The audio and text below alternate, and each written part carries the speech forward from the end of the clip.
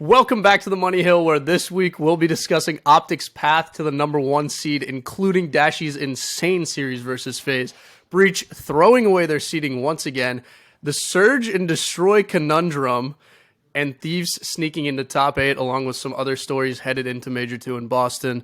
Replacing BMB this week is, of course, Nikita. You've all seen him before. I've missed having you on here, but I'm so happy to have you back and hear some of your takes headed into Major 2 as well. Great event to be back for. I'm so happy to be back. You know what? I've come back because I was sick and tired of editing the videos and seeing you just let him get away with absolute rubbish, bigging up Outtro, no checks and balances on that, slandering good teams. So to bring back some balance to the force of things, I've had to step in and take his spot for this week's episode. I mean, sometimes you just can't stop the man. Like, he's got momentum that just keeps going. And now that Outro's, good again this year. Oh. And I'm willing to say it, which really hurts me as an Optic fan. Yeah. But they're pretty good this year. I think the addition of Scrappy obviously has been awesome for them, but now he just gets to run buck wild for no reason. I would love to hear him right now, but unfortunately we've got bigger things to talk about, which is, of course, headed into Major 2. Optic locked down the 1 seed on the back of Breach probably throwing the 1 seed away as well. But it comes in an interesting form after Optic fall to Vegas Legion 3-1 in a pretty decisive loss, I would say, which did not look good on Optic by any means, but then showing some of the most composure they've shown all season in a 3-2 victory over Atlanta Faze and a reverse sweep, and probably the best hardpoint map you're going to see this entire year. If you haven't watched it, go back and watch map 4 of that series. It's incredible, the ending of that. But, I mean, props to them for locking it down. I think FaZe through this a little, but we've got to talk about it. Look, it's Dashy. There's so many things about this series. I'm glad we're kicking it off with this one because what a series. You just said it. Dashy's playing out of his mind. And I think this whole, when you look at Optic, it's the storylines are all reflections of other teams. Optic thriving in this series and coming together whilst FaZe collapse. Dashy being dropped, picked up, and keeping the mental together, keeping the team dynamic going and performing incredibly well. On the other side, Surge, not doing so well. And I think this is just we have all these storylines that are going at the same way, but going in completely different ways. But, I mean, Dashy broke, 2 records? I think 115 kills, 1.42 KD, which is not the highest, but the damage I think across the series is the highest that anyone's posted in a single series. Yeah, I mean, dude, you can't say enough about the guy, but I also do want to highlight the fact that everybody else on that team is below a 0.9 KD, which is nuts to think about because I also think the reason he's able to pop off so much here is that the chemistry between submachine guns is creating enough space, and they might not necessarily be getting kills, but they are making FaZe uncomfortable enough to give him space to just lock down lanes. It's on the CDL competitor subreddit.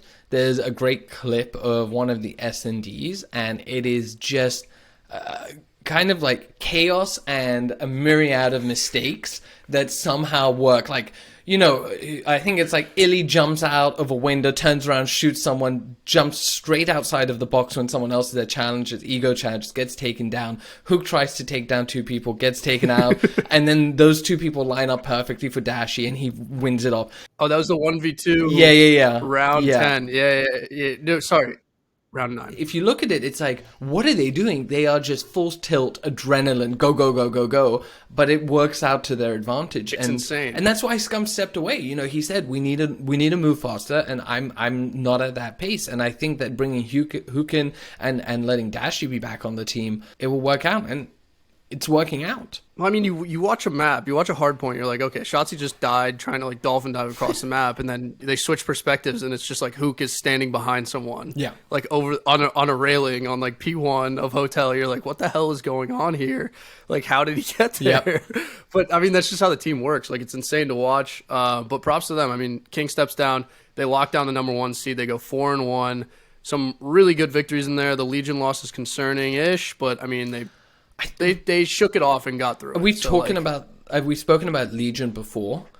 Legion are not the Legion of old, and they are. I think I don't know that they're going to make playoffs, But the reality is that I think they have glimpses of a top 8, top 6 team in them, maybe with 1 or 2 roster swaps. They also might be using some suspect EQ settings, which has been a lot of the drama this week around the sound. Listen, there's a lot of drama in COD all the time, and normally it's from the players who did not figure out something, being beaten by players who have figured something out, and then they want a GA because they're crying about it. So this one's borderline weird, but yeah, I mean, you can look at the stories there. Apparently, there are settings that let you just hear people from across the map, essentially. So awareness is 0 across the league this year.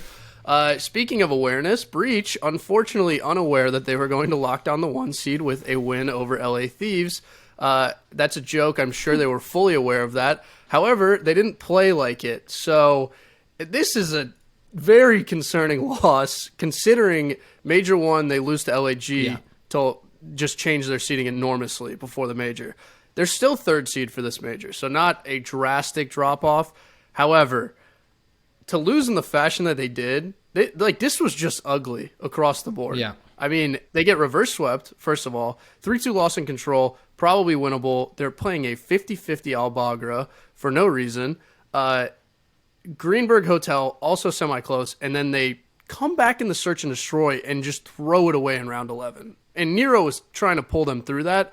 But, I mean, I don't even know what to say about this, because I think we talked about this a little bit beforehand. You are a team that is very good online. You're in control of your seeding. Thieves have played with a sub most of the stage. You have a chance to really just lock it down here and establish yourselves. And people think you're onliners going into a LAN environment. So now, they're going to be less scared to face you on LAN, of course. And I think you kind of start becoming that, like an online team if you feed into this even more this Major. You just are at that point.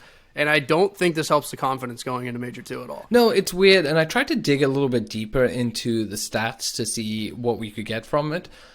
Honestly, this is all about Boston throwing, not even Thieves playing well. Draza had the best KD on Thieves at 1.02. It's not, whereas Owakening was at 1.17 and Methodz at 1.24, and the other two are 0.94 and 97. So yeah, I mean, they outslid. They were slaying better than Thieves, but they just weren't converting it. And when you really look at the S&D at the end there, Methodz went 2 and 9. That is absolutely. And you're right, Nero though had a 2.0 KD. He was 16 and 8. He was frying. He was literally dragging them. He was, you know what? He had double the damage of Methodz. He has, he has 8 times more kills, and still has 1 less death. And that's he dragged them kicking and screaming and failed him at the end. I think he had an ace in round 7 that was one of the nuttiest things I've seen a player do in S&D. He actually just found everyone on his own. And they were all ones that nobody was expecting to take, and he is just gunning people for no reason. But this is the whole thing about Boston. And, I talk about the storylines and the parallels. It's like Minnesota Rokkr. I don't know. A breach onliners, are they actually good? Are the Minnesota Rokkr good? And we've been chatting a bit in our Discord about how some of these results are so out of left field. We don't know whether it's the game or is it something that's happening on the team or the other team that's winning that's figured something out. It's tricky. Well, surely anyone can beat anyone. We know that this year. We saw Legion beat Optic this week. That's one of those matches where you're probably shouldn't happen, but it did. Yeah. The interesting thing about Rokkr is that they did dominate Surge in Hardpoint, as well as obviously Surge's worst game mode, which we're about to touch on in second S&D. 3-1 victory there, but neither of those hard points are relatively close at all, and I think that is big for them headed into this Major, because I think they do have players that can perform on LAN. They have Cammy, they have Attach, they have Afro, all very established LAN players, as well as Bance. Bance has moments where he pops off on LAN. So, if a team's really capable of coming from, I think, a seed below 4th and winning, it realistically is probably Rokkr. Yeah. Of all the teams that are there. Maybe the other team to shout out here is obviously... I think Atlanta Faze should be coming in pretty low. Yeah, I think Faze is struggling. I really think they are. We were talking about this beforehand. We need to save it for the pod because I look at them and they had such a mental breakdown against Optic, and you could just see they were defeated in the face cams. And they're not playing as tight and coordinated as they used to in previous games. Like they knew how the game worked. They knew how to make things happen. And I just feel like this game, they're outclassing some teams just purely through, let's say, individual skill, as opposed to actually playing well. Those used to be the series that they would almost lose to. Yeah. Like, that was the thing. They would outclass teams in just straight gunny in series where they weren't playing well, and, like, they would scrape by a win there, but then they would dominate otherwise. And especially now when they lost in Cold War, that was insane. Like, to watch them lose the series in Cold War, you knew exactly what was happening next match. Like, they're 3-0ing. It's almost it's the anger. at that point. You get that. Something is not, it's just not clicking, and I don't know if it's Slasher, or is he being scapegoated a little bit? Is it the lack of Arcity's leadership? Is it Slasher? Or is it the game just full stop and people are looking to blame players and it's actually, you know what, the gun skill has diminished massively. And so things that they could run over before and you know, winning hides everything. That is entirely true. Winning does hide everything. But I think like between below 4th seed, you look at the teams, I think both Rokkr and Faze have a better chance to win this major than Breach. And they're in 3, which is really interesting. I don't know if I agree with that, but I don't know if it's for the same reason. I think it's because you need a clutch factor. Like, you need a winner's mentality to win. And that's why we see, we see someone like Hydra able to go through to the end. I think we see, Optic win. And we see Thieves, and it's also why I think winners tend to win more than once, because they have that That's kill. True. That pressure. I don't disagree with that, but I don't think Faze's drive to win is gone. Like, come on. No. I'm talking about Boston here. Oh, okay, yeah, no, I for sure agree. I'm saying I agree that I don't think Boston can win it, because I don't know that they have that player or that mentality that they can win everything. That if they are down on a round 11, they're the best team. Well, they've lost a lot of map 5s too. That's a huge thing. FaZe, on the other hand, I totally expect them. I think they'll always have that because they are winners. Here's the interesting thing as well. I think if there's one major that Boston's going to win, this is their best chance, because it is their home major, to be fair. Sure. To be fair to them. And they look good. Barring the last game that they lost, they look good. But they always look good. It's the online thing. You're a little concerned about the online thing. Yeah. Now, a team that didn't look very good this time around, and we're going a little out of order. We've talked about a lot of teams here. And to be fair, we did talk about LA Thieves slightly, so I guess we can touch on that before we go into the absolute shellacking that I'm about to give Seattle Surge. But they did sneak into top 8 on the back of this win against Breach, which, I mean, I think we agree was kind of a Breach throw. Yeah. The other part of reflection here on the Thieves is that they did play with a sub for a majority of this stage. Yeah. So, like, Capsule was in for Kennedy. Kenny was sick. He just came back. Dropped a 0.7. I don't really blame him for it.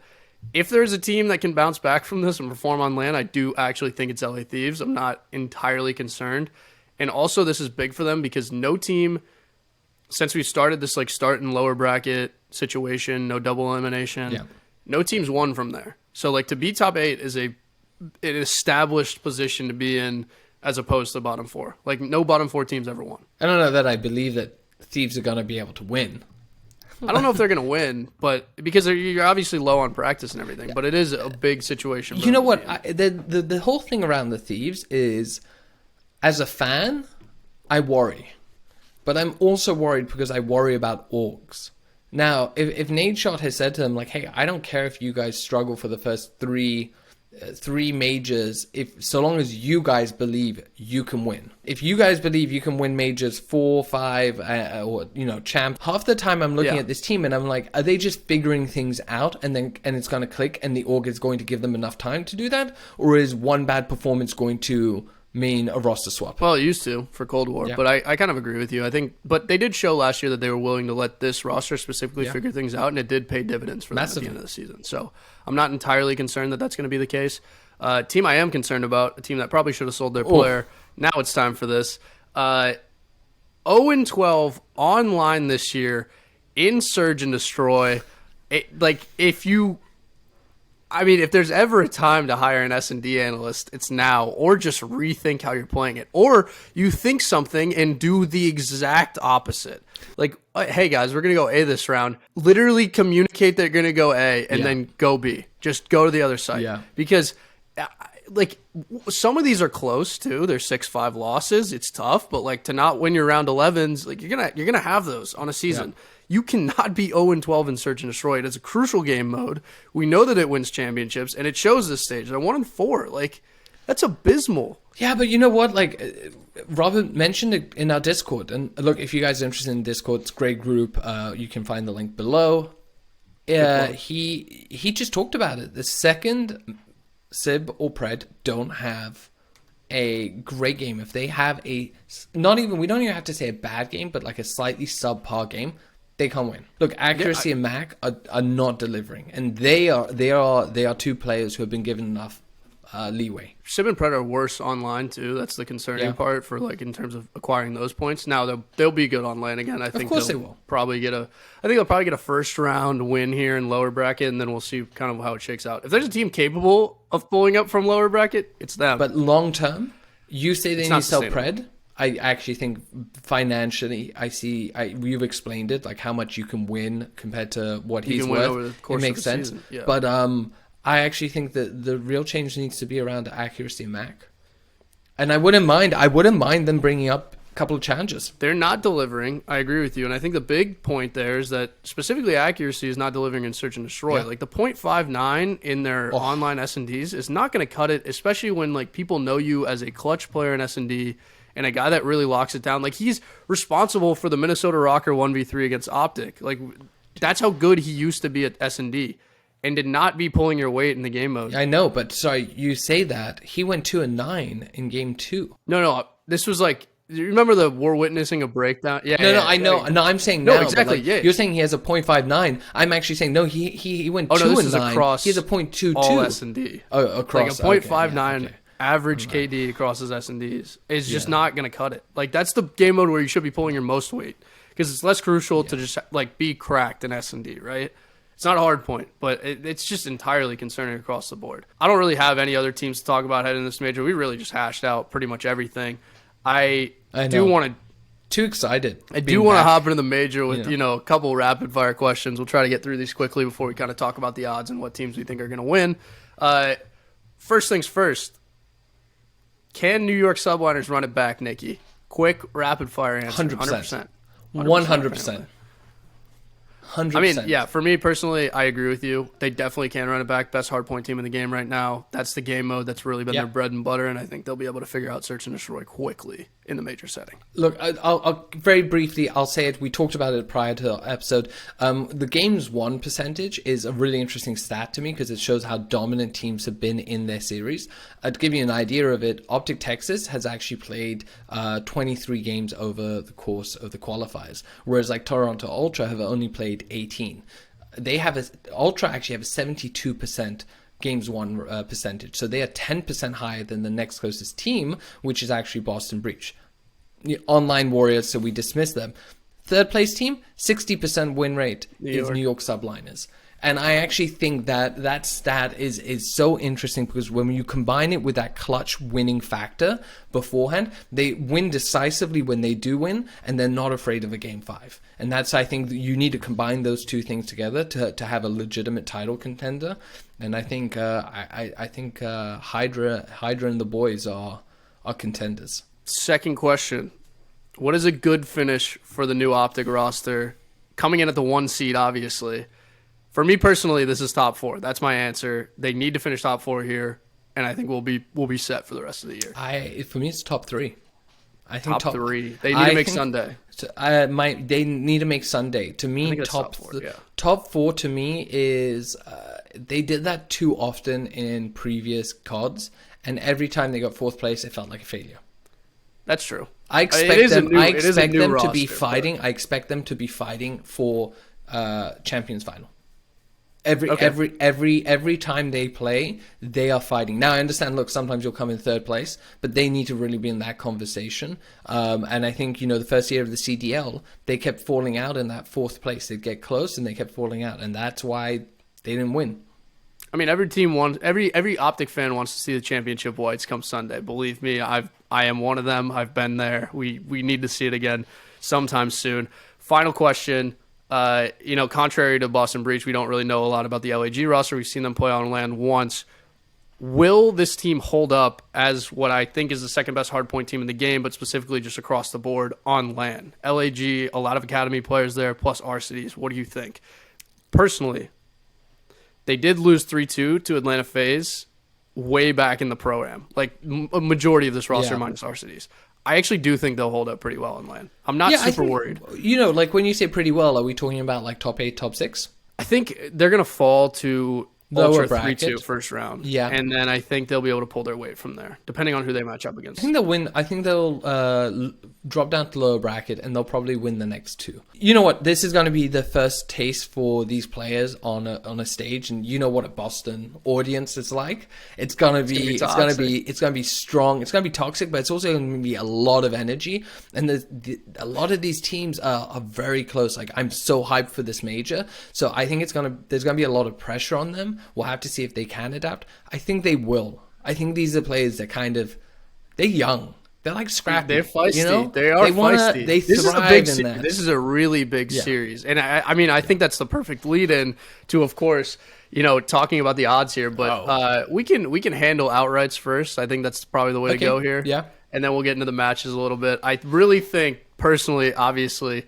there are really good odds on Optic Texas to win here. 6.5? That's ridiculous. Oh, yeah. Those are great. New York, I don't like those odds that much because the game's a little mixy. I don't hate the Rokkr odds at 11, and I actually don't hate the Outtro odds at 5. Okay, well, you've just taken everything from I'm sorry. me. No, it's great. It's fine. I'm in absolute agreement. I was going to say New York's too low, and I like the Ultra and the Minnesota ones. I think Minnesota's a nice dark horse. Interesting, you don't mention Faze. I was about to say, are Faze too low or too? I feel like it's priced almost perfectly for just. It's priced perfectly, but I don't think Faze is gonna win. That's exactly why you shouldn't touch it, because it's priced perfectly. Yeah. Let's just stay away from that. Yeah. This could be the one, Nah, but it's not. I mean, Modern Warfare 2019, they didn't get it done in majors. They always made it to Sunday. This could be the same story here this year. No, taking you through the matches. Let's do a little love lock here, but I'll read out the schedule initially. New York Subliners versus Minnesota Rokkr kick us off on Thursday, followed by Optic Texas versus LA Thieves. Actually, a tough first-round match for Optic. Mm-hmm. Toronto Ultra versus LAG follow that up at 4:30, and then finally Boston Breach versus Atlanta Faze round out the day.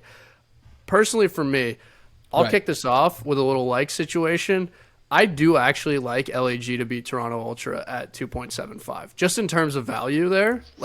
They are very capable of getting this done. Now, they're going to give up map 3.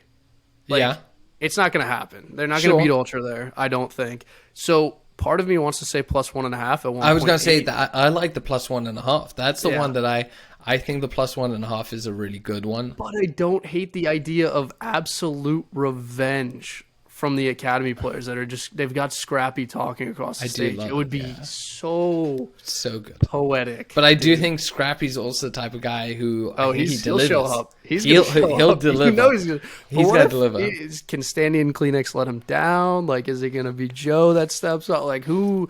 Look, plus 1.5 on Gorillas is 1.8, and that was my like. And actually, I've got a couple of those that are around that. Another like I have is Breach over Faze moneyline 250. No shot. And I like that one. The reason I like that one is because of your reaction. Is that my like is I'm not gonna put heavy odds on this or heavy stacks. I'm gonna keep it pretty light. I think it's a good return. And you're bought in on Atlanta Faze is falling apart in that game 5. Actually, in those last 3 maps. You're pretty bought in on that. I respect your resilience and the idea. Dude, I don't agree with it. They went 3-2.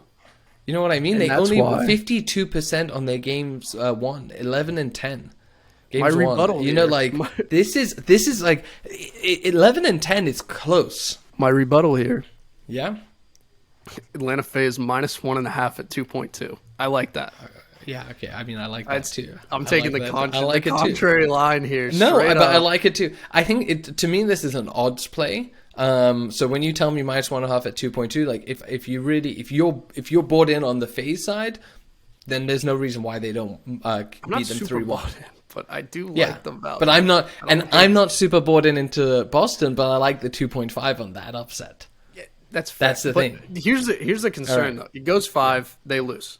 Sure. Like, they're going to Yes. lose it. I Yeah. guarantee you that. Yeah, but but it doesn't reach 5. That's the beauty. Yeah, fair play to you. If they win, I guess it'll be decisive, and then at that point, you've got to be breach -1.5, right? Yeah. You've got to call that a lock. Oh no, kidding, I'm I'm not. No, hey, love. Yes, Optic Texas -1.5, 2.5.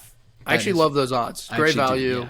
Yeah, that's LA really good. Thieves going to be rough, considering they haven't really had a chance to practice with Kenny much and played like one league match Yeah. with him. 2? I think, to be fair, I think there's way too much parity here. 1.61 on the money line to 220 for where.